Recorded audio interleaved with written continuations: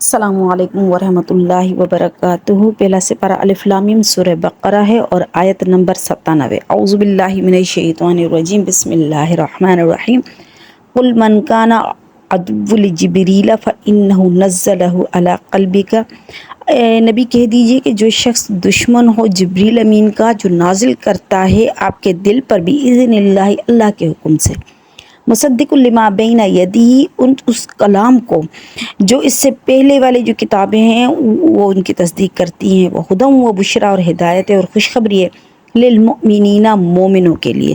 من کان عدو للہ و ملائکتہ و رسلہ، اللہ تعالیٰ فرماتے ہیں جو شخص دشمن ہو اللہ کا اور اس کے فرشتوں کا اور اس کے رسولوں کا، و جبریل و میکائیل، جبریل علیہ السلام کا، میکائیل علیہ السلام کا، فإن اللہ عدو للکافرین، تو اللہ تعالیٰ ایسے کافروں کا دشمن ہے۔ اب یہ آیت نازل کیوں ہوئی، اس کے بارے میں مختلف واقعات مفسرین حضرات نے بتائے ہیں۔ ایک تو یہ کہ یہودی جو آئے تھے نبی کریم صلی اللہ علیہ وسلم کے پاس، انہوں نے کہا ہم آپ سے چند سوال کرتے ہیں، اگر آپ نے ہمیں صحیح صحیح جواب دیے تو ہم ایمان لے آئیں گے۔ نبی کریم صلی اللہ علیہ وسلم نے فرمایا کہ اچھا ٹھیک ہے، اب ان کے آپ مجھے ہمیں ٹھیک ٹھیک جواب دیں، کیونکہ وہ ایسے سوال ہے جو نبی کے علاوہ کوئی نہیں اس کے جواب دے سکتا۔ تو آپ صلی اللہ علیہ وسلم نے فرمایا ٹھیک ہے، اگر میں جواب صحیح صحیح دے دوں تو پھر تم لوگ ایمان لے آؤ گے؟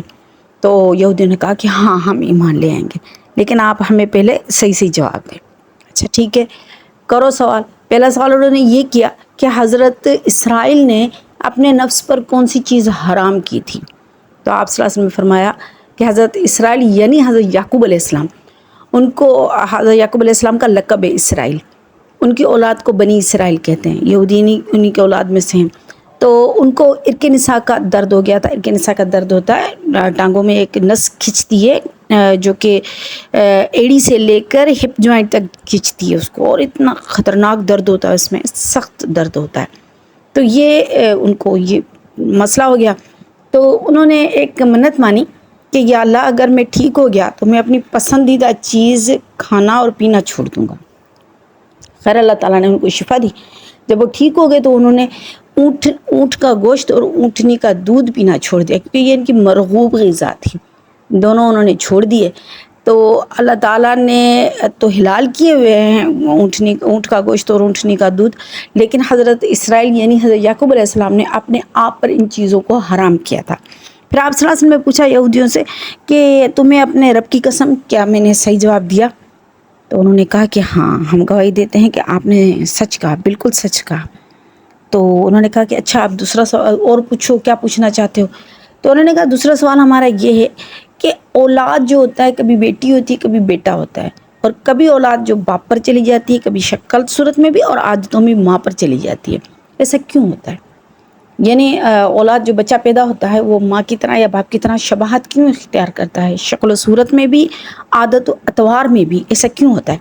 تو آپ صلی اللہ علیہ وسلم نے فرمایا کہ جب مرد کا پانی سبقت کر جاتا ہے تو بچہ بیٹا ہوتا ہے اور بچہ باپ کی طرح ہوتا ہے عادت اور اخلاق میں، اور جب ماں کا پانی سبقت کر جاتا ہے تو بچہ بیٹی ہوتی ہے اور وہ شکل و صورت میں بھی شباہت میں بھی اپنی ماں کی طرح ہوتی ہے، تو اس لیے ہوتی ہے۔ اس کے بعد آپ صلی اللہ علیہ وسلم نے فرمایا کہ اب تم قسم کھا کر بتاؤ کہ میں نے صحیح جواب دیے؟ تو انہوں نے کہا ہاں آپ نے تو بالکل صحیح جواب دیے، آپ نے بالکل صحیح بتایا۔ تو آپ صلی اللہ علیہ وسلم نے فرمایا تو پھر بتاؤ کہ تم لوگ کیوں، اچھا تیسرا تم لوگ ایمان لے کر آؤ؟ تو انہوں نے کہا نہیں ہم ایمان نہیں لے کر آئیں گے۔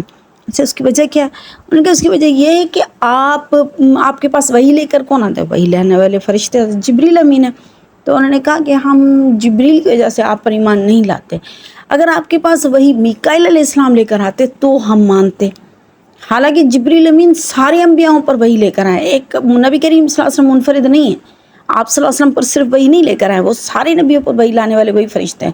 لیکن انہوں نے کہا کہ ہم جبریل تو ہمارا دشمن ہے، ہم جبریل کی تو نہیں مانتے، ہاں وہ میکائیل علیہ السلام اگر لے کر آتے وہی تو ہم آپ پر ایمان لے آتے۔ تو انہوں نے پوچھا کہ کیوں بھائی جبریل امین سے کیا دشمنی ہے؟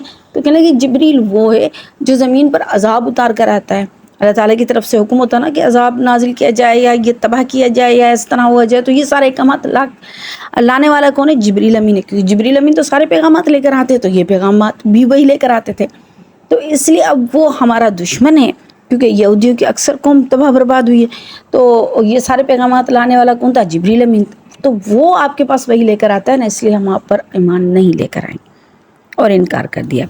اچھا، دوسرا بھی ایک واقعہ ذکر کیا گیا ہے، وہ حضرت عبداللہ بن سلام کا ہے۔ عبداللہ بن سلام نے فرمایا کہ جب عبداللہ بن سلام بہت بڑے عالم تھے، پیچھے میں تفصیل کے ساتھ بتا چکی ہوں، اور وہ یہودیوں کے عالم تھے۔ جب آپ صلی اللہ علیہ وسلم مدینہ تشریف فرما ہوئے تو حضرت عبداللہ بن سلام بھی، کیونکہ یہودی آتے تھے آپ صلی اللہ علیہ وسلم کی مجلس میں، ان سے سوال پوچھا کرتے تھے، بیٹھا کرتے تھے، ان کی باتیں سنتے تھے اور ان سے کراس کوشچننگ کیا کرتے تھے، اور پھر اس باتوں کی تصدیق بھی کیا کرتے تھے۔ تو یہ بھی ہے، انہوں نے کہا کہ میں آپ سے کچھ چیزیں، کچھ باتیں پوچھوں گا، اگر آپ سچے نبی ہیں تو آپ اس کا جواب دیں گے۔ آپ نے فرمایا کہ ہاں پوچھو۔ تو انہوں نے کہا کہ قیامت کی پہلی شرط کیا ہے، یعنی قیامت جو آئے گی اس کی پہلی نشانی کیا ہے؟ دوسرا، جنتیوں کا پہلا کھانا کون سا ہے؟ تیسرا، بچہ ماں پر یا باپ پر کیوں جاتا ہے، جو ابھی اوپر والا سوال میں نے آپ کو بتایا۔ تو آپ صلی اللہ علیہ وسلم نے فرمایا کہ اگر میں یہ سوال، ٹھیک ہے میں یہ جواب دیتا ہوں، پہلا جواب یہ، وہ چیز جو قیامت کی پہلی نشانی ہے وہ آگ ظاہر ہوگی، جو مشرق سے نکلے گی اور مغرب کی طرف لوگوں کو اکٹھا کرے گی۔ اچھا، یہ نشانی قیامت کی نشانیوں کی بڑی نشانیوں میں سے ایک نشانی ہے، اور جب یہ بڑی نشانیاں ظاہر ہوتی ہیں، یہ بھی کبھی تفصیل سے انشاءاللہ میں آپ کو بتاؤں گی کہ کچھ قیامت آنے کی چھوٹی نشانیاں ہیں جن کو گنا گیا تو 100 سے بھی اوپر ہیں، وہ ساری کی ساری چھوٹی نشانیاں آ چکی ہیں، کوئی ایسی نشانی نہیں ہے جو نہ آئی ہو، ساری نشانیاں آ گئی ہیں۔ اس میں اولاد کا نافرمان ہونا، بیوی کو محبوب رکھنا، دوست کو قریب رکھنا، ماں باپ کی نافرمانی کرنا، اور عمارتیں بڑی بنانا، خانہ کعبہ سے عمارتوں کا اوپر ہونا، سعودی عرب میں سرنگیں بننا، رستے پکے ہونا، شہروں کا قریب ہونا، دنوں کا چھوٹا ہونا، 100 سے زیادہ ہیں تقریباً نشانیاں۔ تو یہ ساری نشانیاں آ چکی ہیں، ان میں سے کوئی نشانی ایسی نہیں ہے جو کہ نہ آئی ہو، سب آ چکی ہیں۔ بڑی نشانیاں ابھی تک نہیں ہیں، اللہ معاف فرمائے کہ بڑی نشانیوں کی حالت یہ ہوتی ہے کہ جب بڑی نشانیاں ظاہر ہوں گی تو وہ ایک دوسرے کے فوراً بعد آتی جائیں گی، یعنی قیامت کی نشانی۔ اب یہ ہوگا کہ جیسے آپ صلی اللہ علیہ وسلم نے فرمایا ان کی مثال سے، جیسے تسبیح میں موتی پروئے جاتے ہیں، جب دھاگا ٹوٹتا ہے تو ایک دوسرے کے پیچھے موتی ٹھڑ ٹھڑ ٹھڑ ٹھڑ ٹھڑ یوں کر کے گرتے ہیں، ایک دوسرے کے پیچھے نشانیاں تیزی کے ساتھ ظاہر ہوں گی۔ ان میں سے ایک نشانی یہ تھی کہ جب ایک آگ ظاہر ہوگی مشرق سے، جو مغرب کی طرف لوگوں کو اکٹھا کرے گی۔ اچھا، دوسرا سوال ان کا یہ تھا عبداللہ بن سلام کا کہ جنتیوں کی پہلی خوراک کیا ہوگی؟ تو آپ صلی اللہ علیہ وسلم فرمایا کہ جنتیوں کی جو پہلی خوراک ہوگی وہ ہوگی مچھلی کی کلیجی، اور یہ ضیافت کے طور پر اللہ تعالیٰ سب سے پہلے جنتیوں کو یہ کھلائیں گے۔ اچھا، اور تیسرا جو سوال تھا وہ تو میں نے پہلے ہی بتا دیا تھا کہ بھائی بچہ ماں پر کیوں جاتا ہے یا باپ پر کیوں جاتا ہے، یہ 3 سوال تھے۔ آپ صلی اللہ علیہ وسلم جب یہ تینوں جواب دے دیے تو عبداللہ بن سلام ایک دم سے پکار اٹھے، کہنے لگے اشہد ان لا الہ الا اللہ واشہد انک رسول اللہ۔ تو یعنی ایک دم سے اہل علم تھے نا، اہل علم تھے، وہ جان گئے آپ صلی اللہ علیہ وسلم کو، آپ صلی اللہ علیہ وسلم کی نشانیاں دیکھ کر، آپ صلی اللہ علیہ وسلم کے علم کو دیکھ کر، حالانکہ آپ صلی اللہ علیہ وسلم تو امی تھے، آپ صلی اللہ علیہ وسلم کو تو علم تھا ہی نہیں، آپ صلی اللہ علیہ وسلم کسی دنیا کے کسی استاد کے سامنے گھٹنے ٹیک کر تو آپ صلی اللہ علیہ وسلم نے علم حاصل کیا ہی نہیں، آپ صلی اللہ علیہ وسلم کو جتنا بھی علم دیا گیا وہ اللہ تعالیٰ کی طرف سے دیا گیا تھا، تو آپ صلی اللہ علیہ وسلم کا علم دیکھ کر وہ ایک دم سے مسلمان ہو گئے۔ اچھا، اس کے بعد پورا واقعہ ہے، انہوں نے اپنے یہودیوں کو بلایا، پھر آپ صلی اللہ علیہ وسلم کے ذریعے سے ان سے پوچھوایا کہ عبداللہ بن سلام کس طرح کا بندہ ہے، یہ میں پہلے ڈیٹیل میں بتا کر آ چکی ہوں۔ تیسرا واقعہ حضرت عمر رضی اللہ تعالیٰ عنہ کا۔ حضرت عمر رضی اللہ عنہ کا واقعہ یہ کہ حضرت عمر رضی اللہ تعالیٰ عنہ ایک مرتبہ انہوں نے دیکھا کہ لوگ جو ہیں وہ دوڑ کر ایک پتھر کے پاس نماز ادا کر رہے ہیں۔ حضرت عمر رضی اللہ عنہ حیران ہوئے کہ لوگ دوڑ کر اسی طرف کیوں نماز پڑھ رہے ہیں۔